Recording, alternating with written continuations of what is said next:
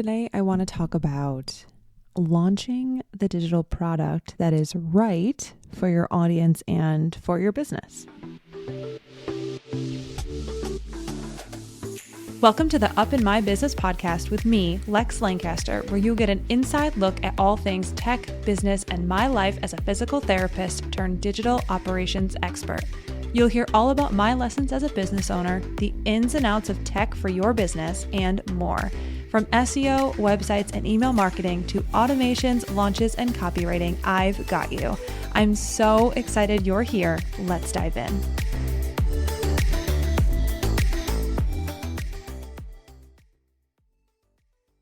This episode is brought to you by Jane, a clinic management software built to help you focus on what matters most, your patients. Building rapport with your patients is important during appointments, and that can be challenging when you're also trying to take timely and detailed documentation. That's why Jane built AI Scribe to help you document important information without the manual note-taking. This feature transforms your sessions, seriously, it's amazing, into chart entries, and all you have to do is review your notes, sign the chart, and you're done. And since security is a top priority at Jane, seriously, it is so important to them. AI Scribe was built securely in-house to be fully HIPAA and PIP EDA compliant. With a tool you can trust, Jane helps you spend more time on patient care. To learn more about how Jane can help change how you feel about documentation, head to meet.jane.app/documentation to book a demo or sign up. And if you're ready to go, don't forget to use my code LEX1MO for a 1-month grace period on your new Jane account. And if you're curious about AI Scribe, I highly recommend you go ahead and take a demo with Jane because I saw it in action and it is incredible. Absolutely incredible. Welcome back to another episode of Up in My Business. I am Lex, your host. If you're new here, welcome. If you're a weekly listener, thank you so much for listening again this week. I really appreciate you. Obviously, I am always so grateful for everyone who listens to the podcast. I have a few things before we jump right in. We'll do life as always, and then business.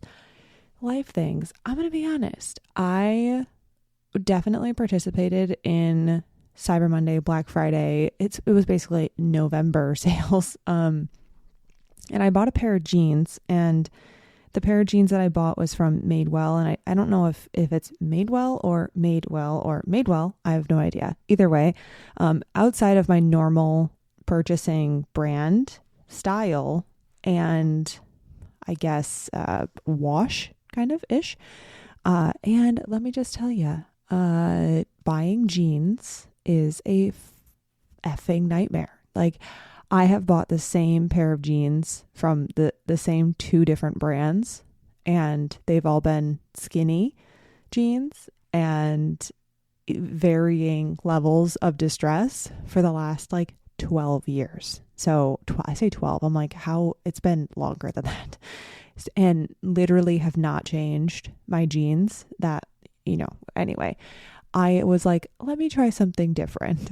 So I was like, I need to maybe invest in a pair of bootcut. Let's see what, it's clearly the style and it's not going away. But I'm very specific of how I want them to fit and, on the model online, which is always a fucking crapshoot.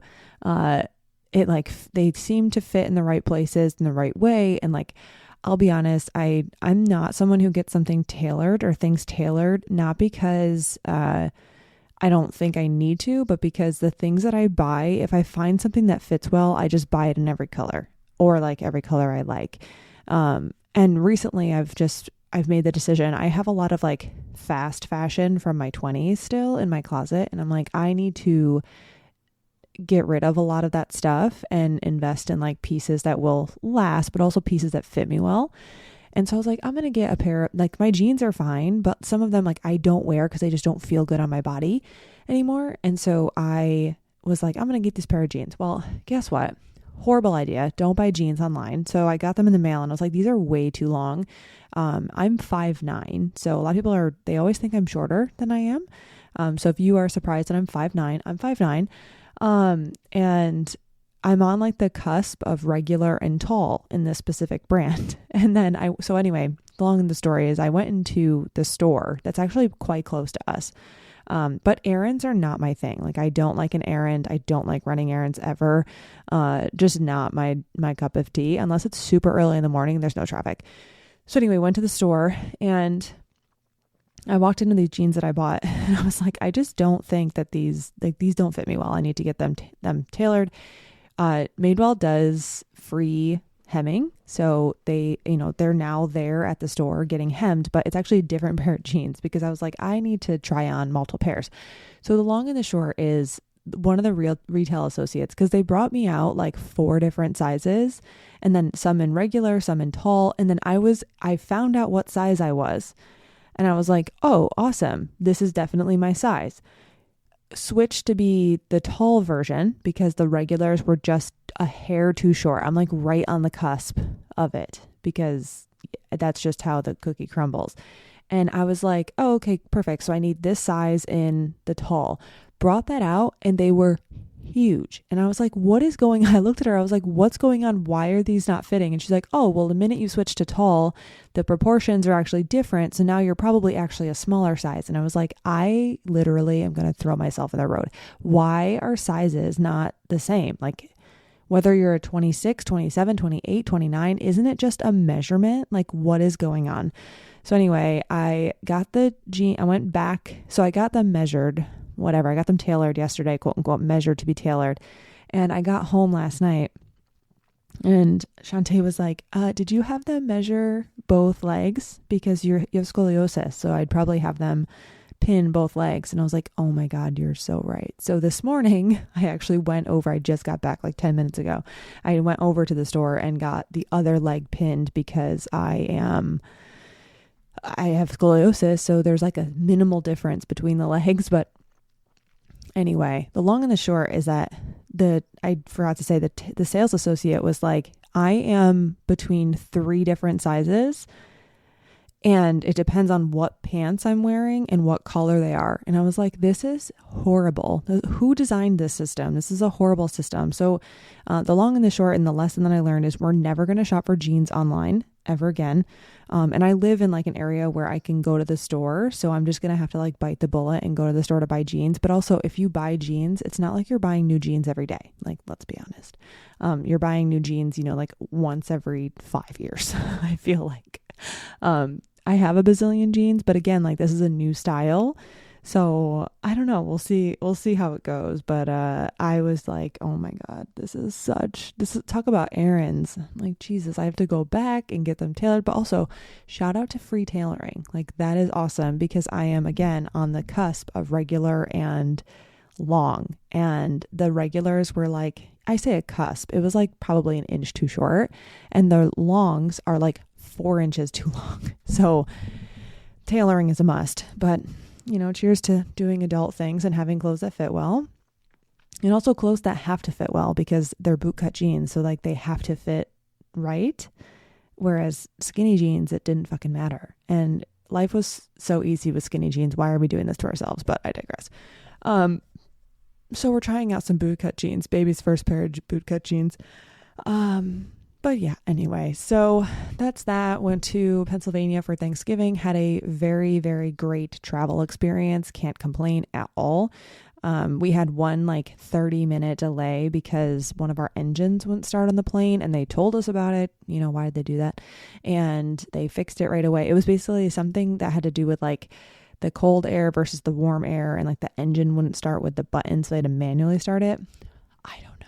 And if that thing shut off in the middle of the air, like what now? But it ended up working out all good. Yeah. And spending time with Shantae's family is always so great. And unfortunately, because we're going back to Switzerland next year, we may not find time to go back there again before next spring or next Thanksgiving, which is really sad just because obviously it's nice to see her family. And then, same with my family. I barely saw my family this year as well. Need to figure out something for that. But it's really tough to go back to where I am from. I'll be honest. Like it's I don't like hate it by any means, very grateful for the experience that I had growing up, but like going back there, it's so draining to me. And like, not to mention, because you're the person who left, like it just feels very, I don't know how to describe it. I just feel like regardless, like, I don't want to say people have like, it's a small town. So I'm just like, that you're the talk, like you were the talk of the town, especially when like you made a bunch of changes in your life and you moved to California and yada, yada, yada. And like, not to mention like the political stuff like between the different areas, it's very different. So it's like, it's sort of draining to even think about traveling there. And I'm like, I live in California. Like, I feel like I should, like I told my parents, I was like, you should be coming out here. Come out to here. I live in a place where everyone vacations, like come visit. So unfortunately that is like kind of the way the cookie crumbles. We traveled way too much this year to add Christmas on as well, because we're going away upcoming week. So I'm just excited to be home for a while after we get back from this upcoming trip, because we'll be home and resting. We finished all the wedding travel and all the personal travel and the holiday travel, what have you, and are just going to get to relax, which is great. I feel like that's like all the personal updates. I feel like next, just business stuff. Cyber Monday, Black Friday went really well. And I'm actually going to talk about, something that I'm learning about that in next week's episode, or what I learned, not what I learned from that, but what I saw in action, during that delivery. And it just went really well though, because I was so excited about it. And it's been a really, like I told you, the past fall, I have been privy to the most annoying fucking shit. And like, there's no point in bitching about it. There's no point in, like really diving into it. Like, to be honest, I saw the inside. And after I did, I was just like, this is annoying. And like, sometimes I still have to see it in my own business. And I'm just like, did you think that was going to work? Do you think that's a good decision? And I say that with like that tone, because I'm just like, I don't know. It's not even, it's more or less like the business owners the people that do tech stuff or like business coaching. And I'm just like seeing these promises. And I'm also seeing people, I haven't yet found my course somewhere else that I didn't sell, but, I will say like there are some sketchy things going on that I'm not happy about. And after all of that stuff, I was like, fuck this. I just didn't have the motivation to like create something new. I didn't have the motivation to like create anything. And then when I was like, I remember why I do what I do. I know why I care so much. I want to help people. Like, I'm going to do what I came here to do, and like, let everything else just fall by the wayside. Like, I'm very rarely affected like the way I was with that situation or with those situations. And after I realized it, I was like, you know what? I know why I do what I do. I am going to show up just like I have for the last, 5+ years. And I don't regret it. The sale went great. All the hours that I put into it was so worth it. And then now I'm going to turn it into an ongoing offer based on what came out of it and what makes the most sense for folks. And I'll talk about that next week. But I'm like, fuck this. I am going to just, instead of dwelling in this and being annoyed, which is not productive at all, feel my feelings. And then I'm going to go forget it and do what I came here to do and call it a day. But anyway, now that all that is done, I am so freaking happy about the audit offers that I launched, and I'm so proud, and I genuinely put so much work into it, and I developed so many things in so little time. And I worked a lot. I worked a ton, and I'm so happy about it. So if you didn't see all that stuff, it will come out eventually, as far as like, it'll be on my website for purchase, and you'll be able to see all the things soon. But for right now, for right now, everything is just kind of waiting until my work break comes up in December. And I'm going to take care of everything then, because it's basically like a work on the back end of my business couple of weeks, as well as just like doing absolutely nothing. So yeah, just lots of announcements and like new stuff coming, but yeah, I'm really excited. So let's dive into the episode. This topic came up because of my SEO School call. At the end of the call, one of the students was like, hey, and like asked a question about LextroMind. And it got me thinking that, again, like full disclosure, that LextroMind applications will be opening up next Monday. So yes, I'm talking about LextroMind. You know the drill here. But what I want to say is that one of the questions, I'm going to paraphrase very largely here, but the question surrounded the fact that this person has had a course and is frustrated by the results that she's not getting. Meaning like, she's like, I really wish I would see the ROI on what I built. And here's the thing, and it's like the hard truth. And I want to also preface this saying, I am not the business coaching side of LextroMind. I am the tech coaching side. So the tech coaching, the tech assistance, that's what I am doing. But also understand, like, I am privy to everything Shantae does as a coach as well. So going to relay things that she would also say, but Shantae is the business coach of LextroMind. So, but I'm still able to like speak on behalf of the program itself and like what we do. So with this specific person, what I had said to her, I was like, the problem is that you may be launching something that your people don't want, or your people just aren't ready for. Right. And so it may not be the best offer for your people, which means that if you're launching quote unquote set offer, they may not buy. And the other thing that you might not be doing in the best way is launching. I feel like people just assume that like they create something, people are going to buy it. And that is like the biggest that's not how it works. Like you can't just create something and assume people are going to buy it, or because you think it's a good product, people are going to buy it. Like that's not how it works. It's not reality.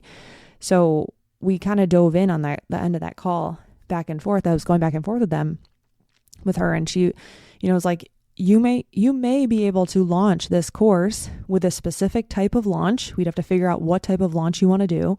Like, is it a pocket launch? Is it a waitlist launch? Is it an excitement launch? Like, what launch are we going to do?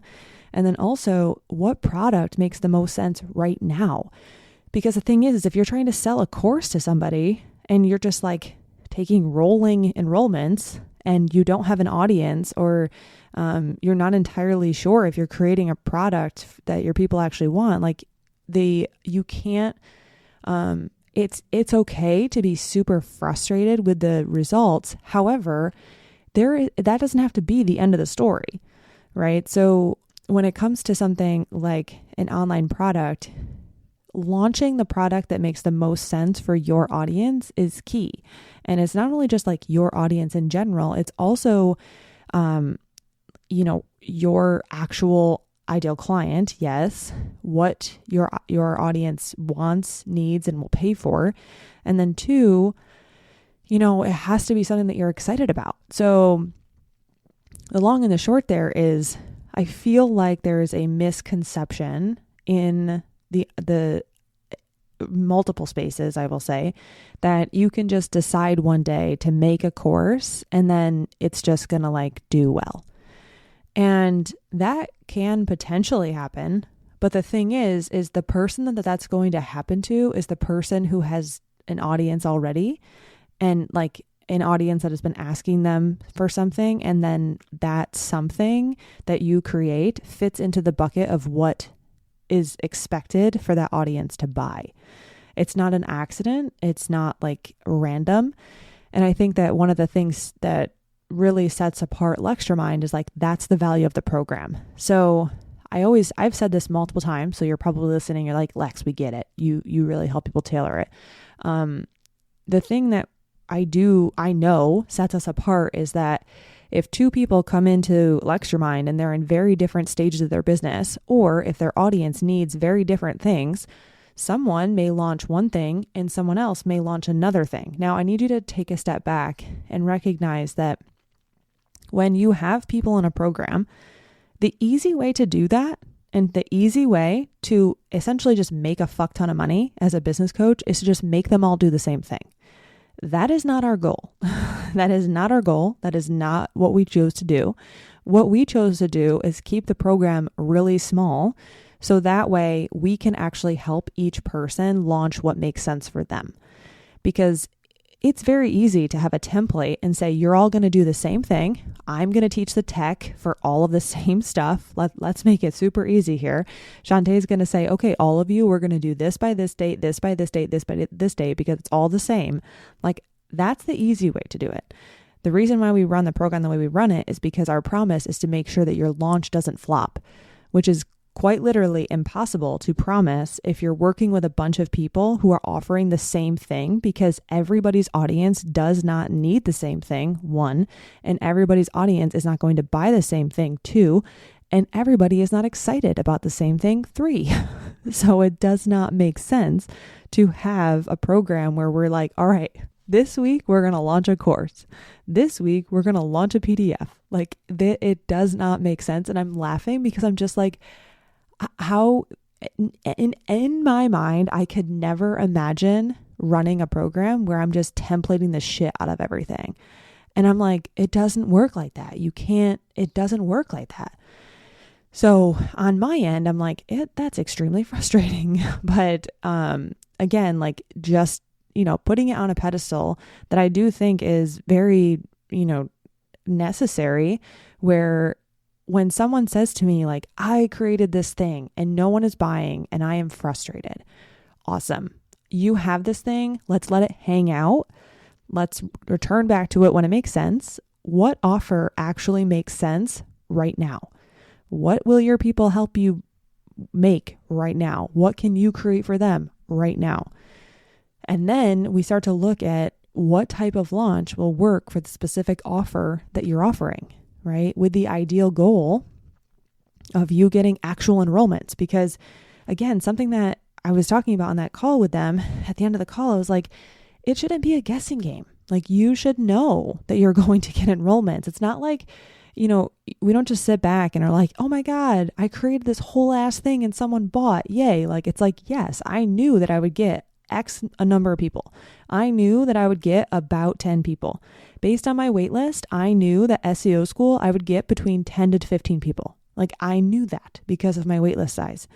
So it's like, I really, really put LextroMind on that pedestal, because we figure out what you actually can launch right now. And then the cool part is that you launch that thing and you know how to launch everything else in the future. So that's the other part of the program. It's like, you might be launching this thing, this other person launches this thing, but everybody learns how to launch all of the things.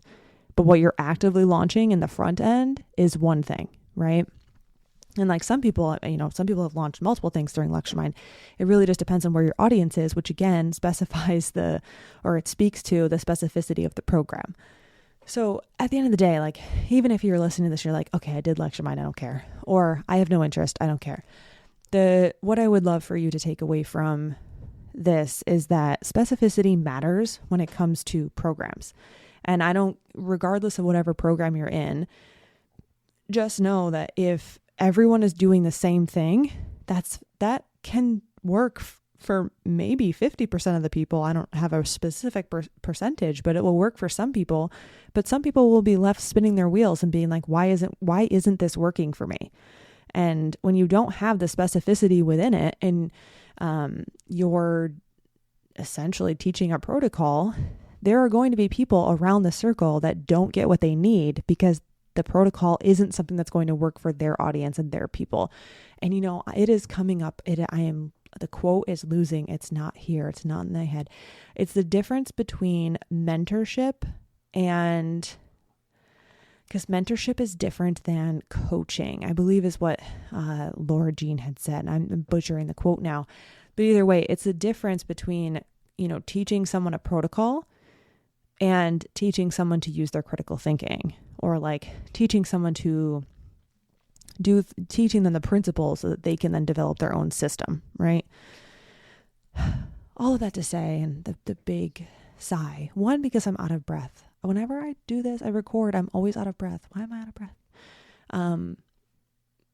I am really excited for this next round of LextroMind. I know that there are some folks who are interested in it that I do believe would be really great candidates for the program, just because of, I know where they're at and, just essentially just the incredibleness that exists within them. So looking forward to that opening up for applications next Monday. And then after next week, I am taking, this will come out on the 8th, tomorrow. So on the 19th is my last official day working. Yay. Until I think it's January 8th, January 7th, January 8th, which makes me very happy. I always like to take a slow December. It makes me very excited to take time for myself and be away from my business. And by away, I just mean live calls. I am working behind the scenes, but it's mostly on my own stuff, So very excited for that. I hope you too get some time off should you want some or need some. And if you don't get it this year, schedule it ahead for next year now and give it to yourself as a present next year. All right, crew, that's all I have for you. I am so excited for all the things to come this season. Thank you for supporting me. Thank you for, being here. Thank you for listening. Thank you if you decided to dive into any of the Cyber Monday deals. Thank you. I appreciate it. I would love to hear what you think. Other than that, that's all I've got for you this week, and I will catch you next week.